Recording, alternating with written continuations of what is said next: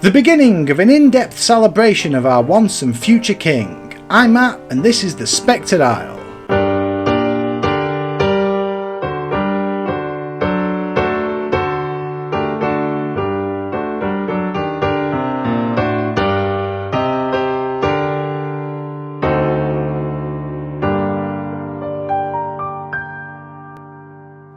Welcome to the Spectred Isle, a channel dedicated to the myths, mysteries and malcontents that inhabit these great isles of Britain. Today we finally get around to covering King Arthur, but you may have looked at the length of this video and thought, this looks a bit short. I'd have thought everything to discuss about Arthur would make for a pretty long video. And you're right, it would. Realistically, it would make for at least a 6-hour video, probably longer. So while all the other stories and myths that I've shared in prior videos have fallen into self-described series like mysteries, ghost stories, myths and so on, today is the opening episode of a new series dedicated to talking through Arthurian legend. The question of why I'm doing this as a series can be explained by holding up a single book. Alan Lupac's Oxford Guide to Arthurian Literature and Legend is not a telling of the tales of Arthur, Merlin, Guinevere, Lancelot and so on. It is in fact a book that gives a bit of detail into all of the other books that do tell those tales, and it's almost 500 pages long. That is to say, Arthurian legend goes beyond just a few word-of-mouth myths. Even if I wanted to do a very condensed high-level overview of the whole story, it's still recommended you read at least 5 books to really begin to get it, ranging from the original story-shaping texts through to what are essentially encyclopedias and archaeological theses. So you've really got 6 options when it comes to learning more about the legend of King Arthur and his court. 1, you could basically become an Arthurian scholar full time and read everything. 2, you could read just a small selection of texts, although you would need to read something like this to actually know which texts to read. 3, you could attempt to read through the hugely convoluted and entirely not layman-friendly Wikipedia articles and fall down that rabbit hole. 4, you could just decide not to bother, which is fair. 5, you could watch the BBC's Merlin series, assume they got everything right and call it a day, and spoiler alert, they actually did do a good job of diluting the lore for that series. Or 6, you could watch this handily created video series where I have basically become an Arthurian scholar myself to save you the time and pain of having to do it. For all the wealth of Arthurian literature out there, naturally there needs to be an origin point, and for the legend of Arthur and Camelot and all of those stories, we need to look back to the 5th and 6th centuries. Now it should be noted that chronicles from these times are limited in their verifiability and widely contested among scholars as to how factual they actually are. So we're going to introduce the Factometer to the channel. As part of my attempts to liven up the look of these videos a bit more, I'll be using this to give a rough idea as to how much of these we know as true fact through to pure myth. Maybe at some point I'll put a beliefometer in there as well to track how much I wish it was true, but that's too much faffing for today. So as I go over the history as we know or at least assume it to be, instead of me saying outright how factual something may or may not have been, just keep an eye on the old factometer down there. So let's get to it. When the Romans left Britain, this led something of a military void for the British people. Sure, they had local warriors as well, many of which had been involved in uprisings against the Romans that can be argued led to their decision to leave anyway, and also many that were part of the Roman legion and were well trained.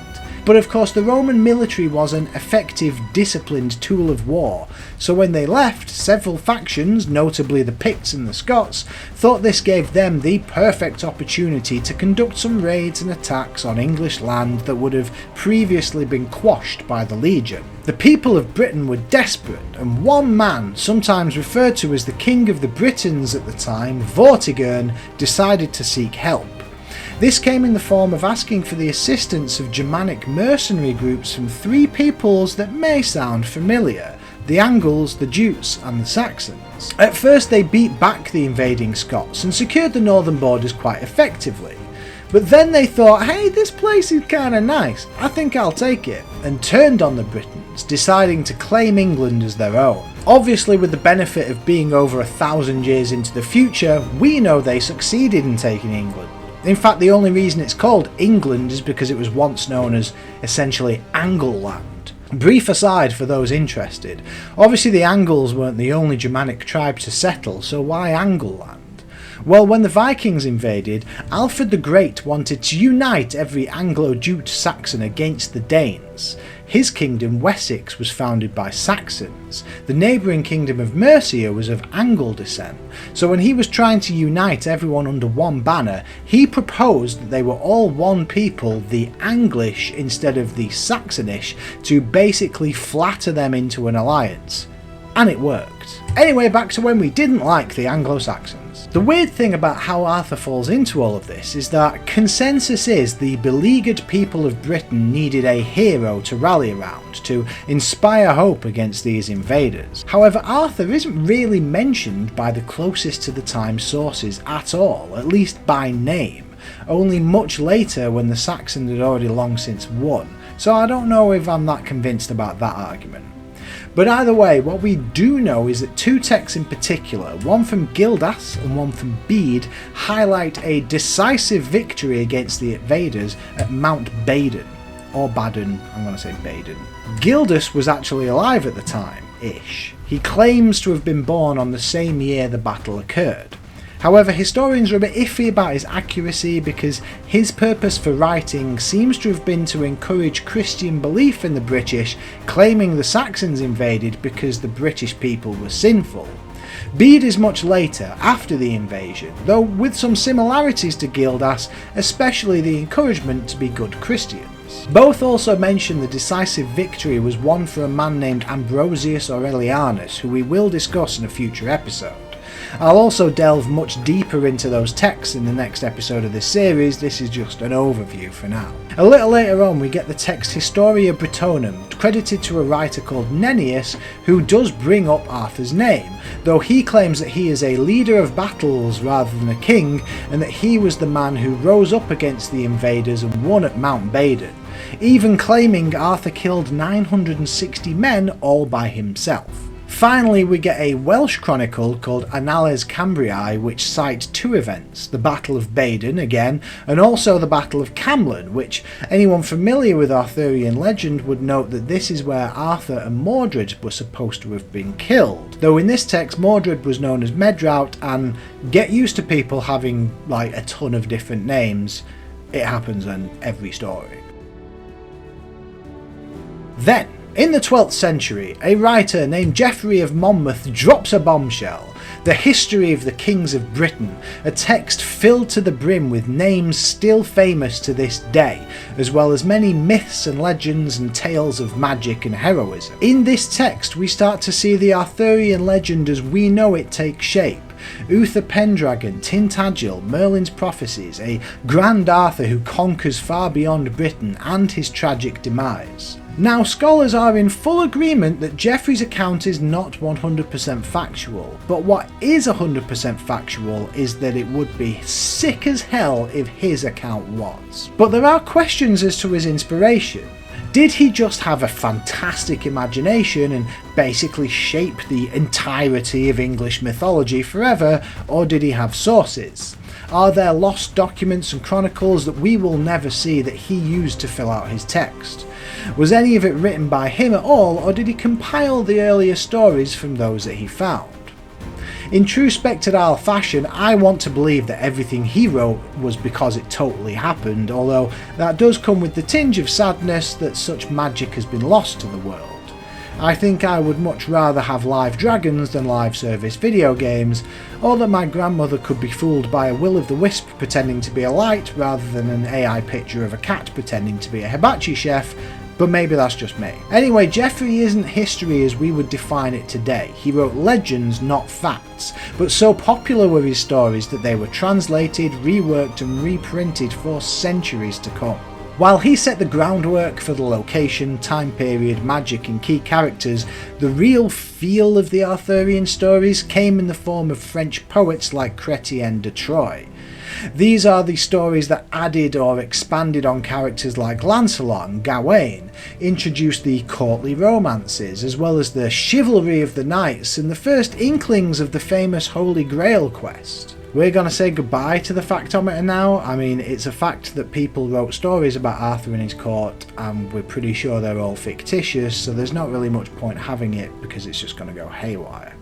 Anyway, after Troy came the epic prose cycles of unknown authorship. One, the Lancelot Grail cycle, also known as the Vulgate cycle, that essentially collected the poems and short stories that had been published before it into long, interconnected written stories. The second, the post-Vulgate cycle, was basically just a reworking of the first one to trim out a lot of stuff but also add some additional stories that were missing from the first way. Finally came Thomas Malory's Les Morts d'Arthur, possibly the most widely used source for scholars and those with a keen interest in Arthurian legend. It also compiled the now vast library of French and English stories about Arthur to tell a complete story from birth to death, rewritten to flow better, and if you were to read one book on the story, I would suggest this one. Even though Malory had seemingly put a capstone on the legend of Arthur, that hasn't stopped the legends from being retold or reinvented or looked at through a new lens of cultural change. The Victorians, especially Tennyson in Ideals of the King, revived him as a moral hero amid industrial anxiety. A century later, T.H. White reimagines him as a humane reformer in The Once and Future King. Later still, deeper into the 20th century, focus begins to be put on key figures such as Marion Zimmer Bradley's look at the women of the story. And of course, the Monty Python lads looked through the lens of satirical comedy. One of the things I enjoy about Arthurian legend is the once and future king approach. The idea that Arthur hasn't died but instead waits somewhere until England needs him again as a saviour, and he will then revive and come to our aid. But through doing my initial research for this video, it became clear that Arthur in his legend is kind of already doing that. Think of the earlier sources, before Arthur was named, when the people of Britain needed a hero to inspire them at a time of invasion. Or to Geoffrey of Monmouth releasing a story about the inspirational and legendary heritage of Britain during a time where continued resistance to our new Norman overlords led to a doubt about what British really was anymore.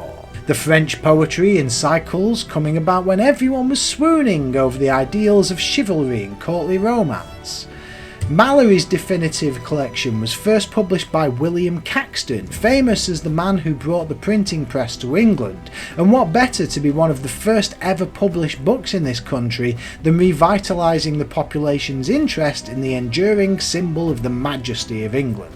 Tennyson rewriting the legend to fit with the Victorian ideals of gentlemanly behaviour and female purity, as well as leaning on the resurging popularity of chivalric knights that the Victorians were so fond of. T.H. White reinventing him as an overcomer of tragedy, perfect for the post-World War II audience. And even the Monty Python guys, taking one of the most enduring legacies of British grandeur and lampooning it at a time when questioning British values and turning traditions on their heads was all the rage.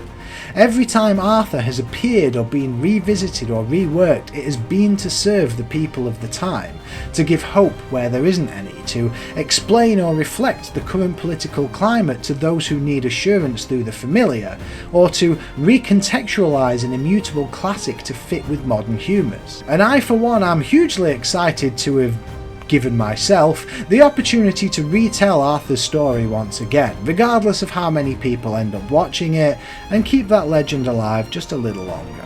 Naturally, it's up to you whether you choose to believe in Arthur and his court or not, though since we are just on episode 1 of God knows how many in this series, it might be worth reserving judgment just for now. But as I always say, a world bereft of magic and mystery is a boring world to live in. Stay safe, stay sane, and have a good one.